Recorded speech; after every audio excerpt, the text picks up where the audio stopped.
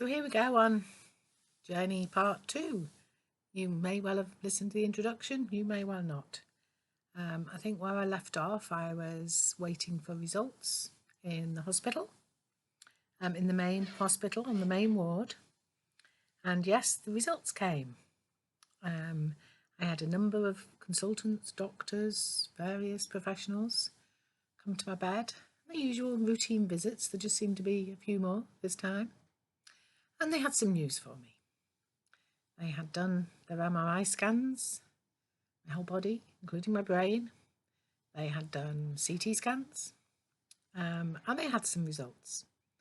So what they had to tell me was that they had found on the scan that I had a rather large tumour on my kidney. Bit of a shock, because I think based on the original visit to A&E and the suspected from my friends and partner that I might have had a mini stroke, the news that I had cancer was a little bit of a surprise. But that's what it was to be. I had a large tumour on my kidney. And on top of that, I also had some small nodules on my lungs, and I had a brain tumour. And it was the brain tumour that they seemed, all of them, to be most concerned about. And it was agreed that I would be having a one-to-one meeting. We discussed the options because, bearing in mind this was in the middle of COVID, we're talking about the beginning of November 2021.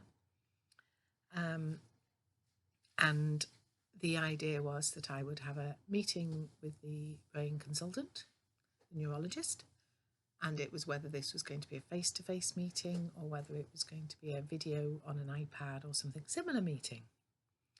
So, off they toddled. The nurses stayed around. It wasn't as if I was abandoned. Their care, as ever, was fabulous. I don't think it had really sunk in, to be quite honest. The next thing was, I suppose I had to inform the family.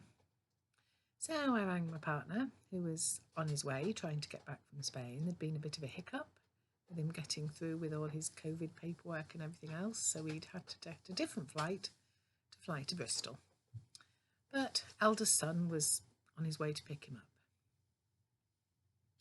It was shortly after this that I had a big discussion with one of the nurses that had spoken to for the day or two I'd been there.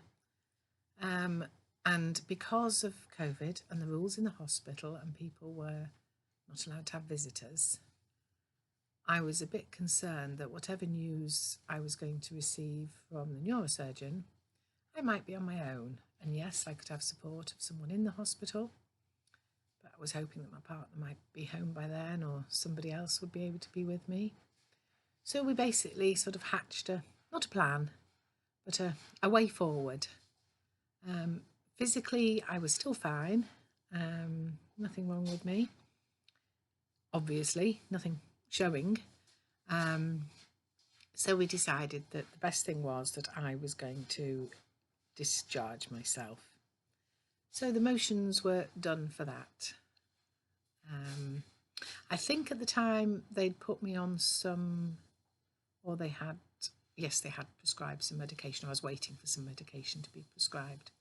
So the plan was for me to discharge myself so that any news that I would be having with the neurosurgeon would either be delivered with my partner or where I could be around somebody else for support if I needed it. And that's what we decided was the best option between us. And it was, as it turned out, it was the best option. So the plans were to get the discharge papers, and with any administration things, it took a while to get them sorted. It also took a while to get my prescription sorted. I think they discharged me on some steroids to reduce any swelling in the brain, I think was what the plan was.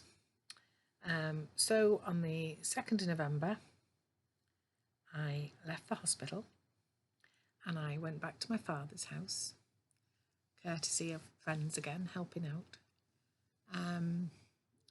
Poor old 89-year-old dad got descended on more was to come for him, as it happened. And that was the end of that short episode. Speak again soon.